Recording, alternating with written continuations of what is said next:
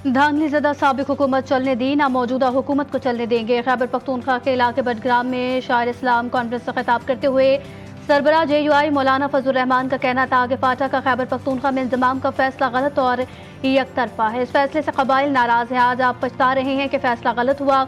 2018 और 24 के इलेक्शन धांधली ज़दा है, उन्हें तस्लीम नहीं करते। मान लो तुम्हारे अंदर सियासी बसीरत नहीं, मुल्क को अमरीका की रजामंदी के साथ चलाते हो तो फिर जमहूरियत की बात क्यों करते हो।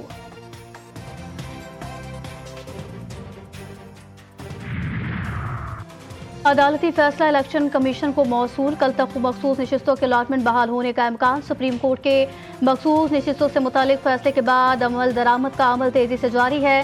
तवक्को है कि इलेक्शन कमीशन मखसूस नशिस्तों के अलॉटमेंट का नोटिफिकेशन कल तक जारी कर देगा, जिसके बाद कौमी असम्बली में हुकूमत इत्तेहाद को दोबारा 2/3 अक्सरियत हासिल हो जाएगी। कानूनी टीम की तैयार करदा रिपोर्ट की रोशनी में मखसूस नशिस्तों की बहाली का बाज़ाब्ता ऐलान किया जाएगा।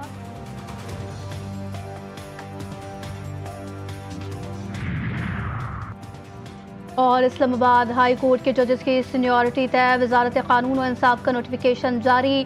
नोटिफिकेशन के मुताबिक सदर मुमलिकत ने सीनियरिटी की मंजूरी सुप्रीम कोर्ट के 19 जून के फैसले की रोशनी में दी। Justice Sarfraz Dogar Islamabad high court के सीनियर तरीन जज होंगे। जस्टिस मोहसिन अख्तर कियानी दूसरे और जस्टिस मियां गुल हसन तीसरे नंबर पर होंगे।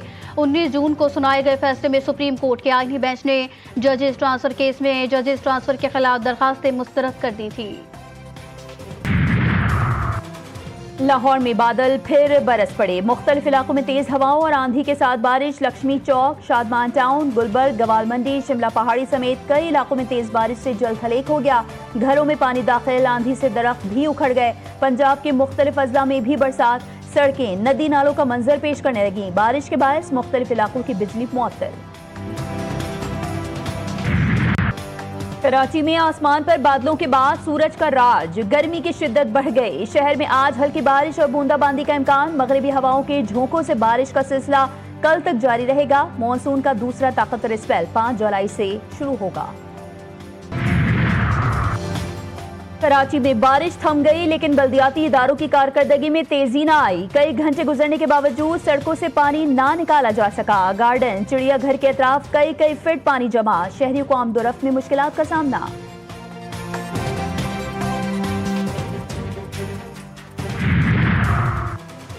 PTI का हक था कि उन्हें मखसूस नशिस्तें दी जाती। इलेक्शन में हमारी जीती हुई नशिस्तों को धांधली करके छीना गया। डाका डालकर जाली तरीके से कराची में मेयर मुसल्लत किया गया। अमीर जमात इस्लामी पाकिस्तान हाफिज ज़ैमुर रहमान की कड़ी तनकीद। सीनियर वजीर शर्जील इनाम मेमन का जवाबी वार, बोले सियासी मुनाफत की इंतहा हो गई। हाफिज ज़ैम को मेयर ना बनने का सदमा अब तक है।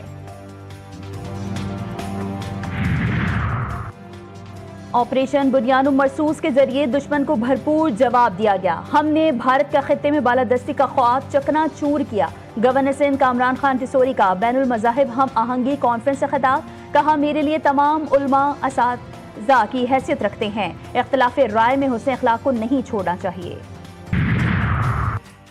वफाकी वज़ीर दाखिला की CMH बन्नू आमद। शुमाली वज़ीरिस्तान में दहशतगर्द हमले में जख्मी बहादुर जवानों की अयादत की। दहशतगर्दी के खिलाफ जारी जंग में नौजवान शोहदा और जख्मियों के बुलंद हौसले को सराहा। मोहसिन नकवी का कहना था कि बहादुर सपूत कौम का फख्र हैं और कोई दुश्मन हमारी बहादुरी और जज्बे को कभी शिकस्त नहीं दे सकता। उन्होंने कौम को यकीन दिलाया कि वतन अजीज के जर्री जवानों के साथ खड़ा है।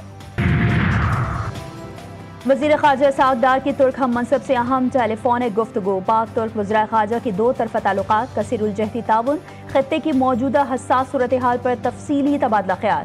आसियान रीजनल फोरम के हवाले से मुशावरत। आसियान फोरम 10 से 11 जुलाई को कुआलालंपुर मलेशिया में मुनाक़िद होगा, जिसमें इलाक़ाई इस्तेहकाम और ताउन के फ़रोग़ पर गौर किया जाएगा। PTI हुकूमत ने पाकिस्तान को डिफॉल्ट के दहाने पर ला खड़ा किया था। पाकिस्तान इस वक्त मौशी बहाली के अमल से गुजर रहा है। वफाकी वज़ीर अहसन इकबाल कहते हैं, पंजाब में किसानों को स्कीम के तहत शफाफ अंदाज में ट्रैक्टर्स मिले। शफाफियत मुस्लिम लीग नून की हुकूमत का तुर्रा इम्तियाज है। किसी ने तसव्वुर भी ना किया था कि हम फर्दो जोहरी प्लांट पर हमला करेंगे। सब इसे नाकाबिल तस्खीर समझते थे। अमरीकी सदर का तहलका खेज इंकशाफ। डोनाल्ड ट्रंप का कहना था कि ईरान को हमले का इल्म नहीं था। 400 किलो यूरेनियम की मुंतकली की रिपोर्ट्स गलत साबित हुई। ईरान ने सिर्फ अपने अफराद को महफूज मकामात पर मुंतकिल किया। अवाम जान बचाने की कोशिश करते रहे। फर्दों से कुछ मुंतकिल करना खतरनाक और मुश्किल अमल था। हमने सबको हैरान कर दिया। ईरान ने बैनुल अक़वामी एटमी तवानाई एजेंसी के साथ ताउन मुअत्तल करने का कानून नाफिज कर दिया। वज़ीर ख़ारजा अब्बास अराग़ची ने एजेंसी के न्यूक्लियर तंसीबात के मुआयने के मुतालबात को बदनीयती पर मबनी और खुद मुख्तारी पर हमला करार दे दिया। नई हिकमत अमली अपनाने का ऐलान। हुकूमत ने एजेंसी के सरबराह पर पाबंदी आयद करके कौमी सलामती पर कोई समझौता न करने का वाज़ेह मौक़िफ़ इख्तियार कर लिया। अमरीका और इसराइल से जंग में ईरान की ताकत पर दुनिया हैरान और परेशान। ईरान ने इसराइल के खिलाफ सिर्फ 5% अस्करी सलाहियत इस्तेमाल करके सेहूनी रियासत को हिलाकर रख दिया। ईरानी कमांडर ब्रिगेडियर जनरल मोहम्मद रजा नकदी कहते हैं, ये तो सिर्फ नमूना था। अगर पूरी ताकत इस्तेमाल की जाती तो इसराइली दारुल हुकूमत तल अवीव का नाम और निशान तक मिट जाता और दुनिया सिर्फ तमाशा देखती रह जाती। गजा की मजलूम जमीन पर सेहूनी फौज की वहशियाना बर्बरियत का सिलसिला जारी। 9 मासूम बच्चों समेत 20 बेगुनाह फलस्तीनी शहीद। जबालिया, अलमवासी और रफा में खैमा बस्तियों और रिहायशी इमारतों पर बिला इश्तियाल बमबारी। 24 घंटों में 81 जानों का बेदर्दी से खात्मा। 422 शदीद जख्मी। खुराक की शदीद किल्लत और जिंदगी के लिए लड़ते हुए मजीद 2 मासूम बच्चों की मौत। इंसानी अलमिया बेकाबू, दुनिया खामोश तमाशाई।